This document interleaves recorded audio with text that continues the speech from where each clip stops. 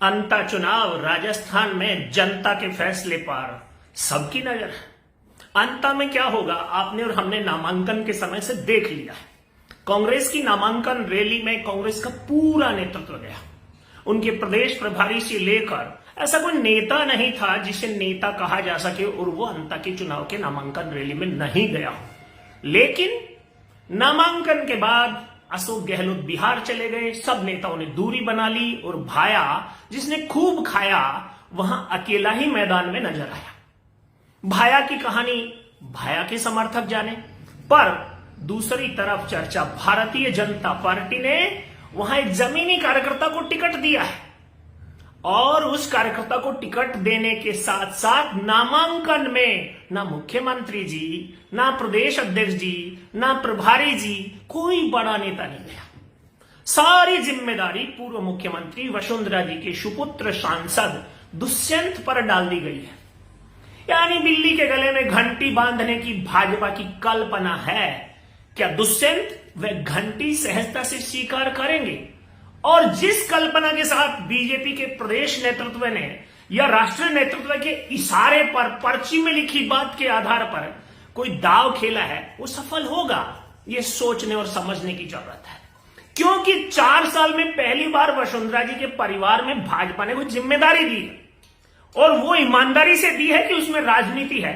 इतना तो वसुंधरा जी भी जानती हैं, 2 बार मुख्यमंत्री रही हैं। जन्म से, परिवार से, राजनीति से ऐसा नाता है कि राजनीति की बारीक बात और मोटी बात सब समझ में आती है। एक बात मैं पूछना चाहूंगा, भाजपा ने वहां एक पूर्व विधायक जो कि निर्दलीय फॉर्म भर रहे थे, उसका समर्थन लेने के लिए भी अंता जाने की जरूरत नहीं समझी प्रदेश अध्यक्ष और मुख्यमंत्री ने। वो भी कार्यालय में बुलाकर समर्थन लिए जाने का नाटक कर दिया गया, लेकिन उस नाटक में दुष्यंत को शामिल नहीं किया गया। अब दुष्यंत से दूर रहकर बीजेपी में किसी का समर्थन लेकर भाजपा वहां जीतना चाहती है।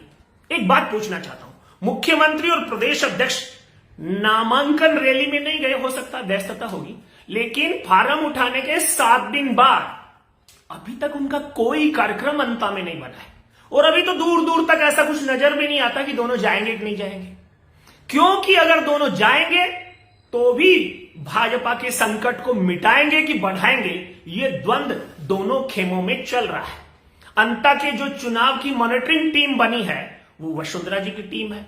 अगर ये लोग जाते हैं और इनको प्रॉपर रिस्पॉन्स नहीं पाते हैं तो आत्मग्लानि होगी, और ये नहीं जाते हैं और बीजेपी चुनाव हार जाती है तो वही वसुंधरा जी की टीम कहेगी प्रदेश अध्यक्ष और मुख्यमंत्री ने कोई भूमिका नहीं निभाई। यानी दूधारी तलवार की चोट। इस बार जनता करेगी वोट, लेकिन जो चीज का प्रेशर है, जो सारी सूची है भारतीय जनता पार्टी के अंता चुनाव को लेकर, उसमें वसुंधरा जी के समर्थकों की बड़ी संख्या है और वो इस बात का संकेत है कि वसुंधरा जी को राजनीतिक रूप से, उनके समर्थकों को राजनीतिक रूप से साधने की कोशिश मुख्यमंत्री किसी की सलाह पर कर रहे हैं, प्रदेश अध्यक्ष किसी के इशारे पर कर रहे हैं, लेकिन उनकी इशारों की राजनीति वसुंधरा जी नहीं समझती। अगर वो ऐसा सोच रहे हैं तो गलत सोच रहे हैं।